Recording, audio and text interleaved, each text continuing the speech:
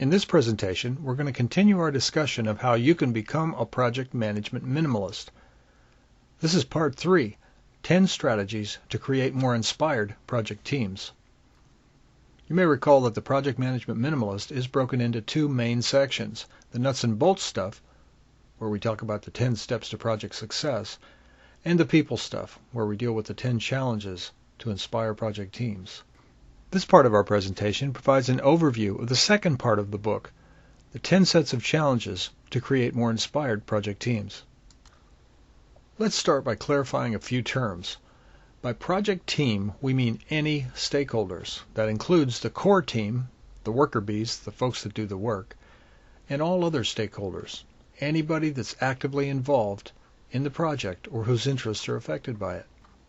And when we use the term inspired project team, we're talking about people who are working together to complete a project, who are enthusiastic about what they're doing, highly supportive of each other with no infighting or sniping and other political stuff, and quite often guided by a larger vision or a sense of purpose that they share. Now here's an overview of the 10 strategies that your teams can use to develop more inspired project approaches. 1. Trust your judgment. 2. Let go of perfectionism. 3. Celebrate the chaos within. 4. Embrace the work itself. 5. Take the risk. 6. Just say no. 7. Listen, understand, collaborate. 8. Just do it. 9. Consciously choose your attitude. And 10. Be the change you want to see. Now at the Inspired Project Teams blog or in the Project Management Minimalist ebook, you're going to find a full narrative with examples and war stories, team challenges, project manager challenges, and lots of links to other resources on each of these 10 strategies. But for now, we're just going to give you an overview of each of them and kind of give you a flavor of what's involved in working with these strategies. All right, let's start with strategy 1. Trust your judgment. Here's the quote that sets the tone. The best in every business do what they've learned to do without questioning their abilities. They flat out trust their skills, which is why we call this high-performance state of mind the trusting mindset. Routine access to the trusting mindset is what separates great performers from the rest of the pack. That's from John Elliott. Then there's this from Maxwell Maltz. Skill in any performance, whether it be sports, playing the piano, conversation, or selling merchandise, consists not in painfully and consciously thinking out each action as it's performed, but in relaxing and letting the job do itself through you. Creative performance is spontaneous and natural as opposed to self-conscious and studied. Now here's a graphic I created to really show you why it is that you can trust your judgment, your wise choices. It's what I call the internal wisdom filter. Now think about it a minute. Everything that you've done in life is an experience that you carry with you.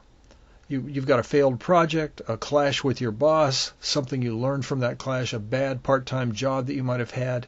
Maybe you had a great internship or a wonderful hardship that you've overcome, a successful project, or some powerful training. All of the fibers of these experiences interweave and become a kind of a filter. And when you're considering possibilities and choices and different pathways, they combine to filter out the dumb stuff, the things that definitely won't work, and allow through the things that will work. But the thing is, they do this kind of because they're working in your intuition, they do this invisibly in the background. So what's really important for you to know is not exactly how this wisdom filter works, but rather that it's in there and it's present and it's doing its job for you, and you therefore can trust your judgment. Now here are some challenges. Reflect on these.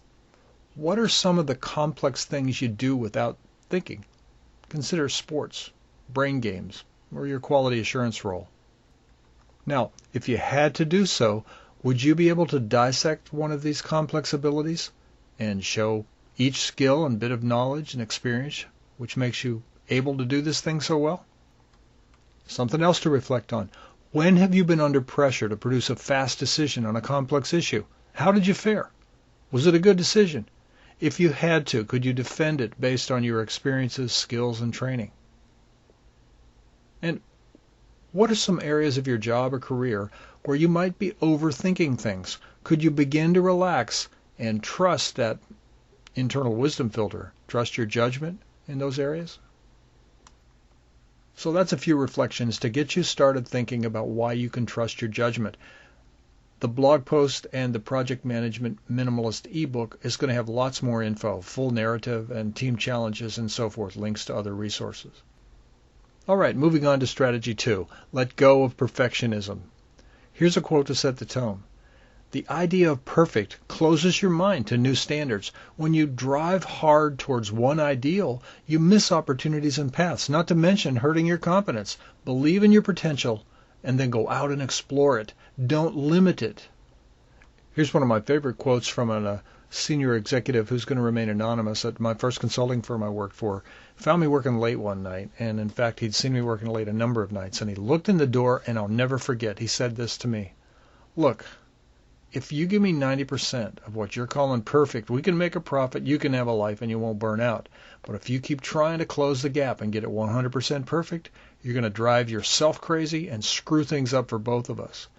And what he was talking about was the fact that I was going to mess up my family life. He knew darn well I had a wife and 2 small kids at the time, and I should have been going home instead of spending every evening trying to get it perfect by working late. So what about you? What constitutes perfection for your project's outcomes? And is this a realistic and comfortably shared vision? Or is it unreasonable, even arrogant, a kind of indulgence of a particular team member's vision of what they idiosyncratically pursue as perfection? Is anyone in the project team beating themselves up trying to close the gap between 90% and 100% of perfect? Is someone on the project making life miserable for others by going after that idiosyncratic vision of perfection?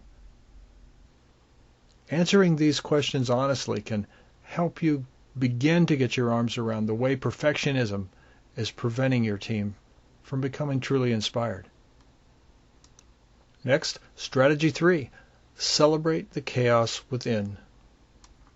This strategy was inspired by some really great quotes here from Hubbard and Nietzsche. Nietzsche's, "One must still have chaos in oneself to be able to give birth to a dancing star." And to avoid criticism, do nothing, say nothing, be nothing. Powerful stuff here. So reflect on this. What moments of crazy, impetuous, outside-of-the-box thinking have helped your projects really shine? Have you acknowledged, praised, or even celebrated these moments of creativity? Are you secretly afraid that outside-the-box thinking is going to slow things up or take the project team in directions that we dare not go? Think about these things, and you'll start to get your arms around how your unwillingness to celebrate chaos and just kind of embrace that craziness that gives birth to a dancing star might be getting in the way of your team's inspiration.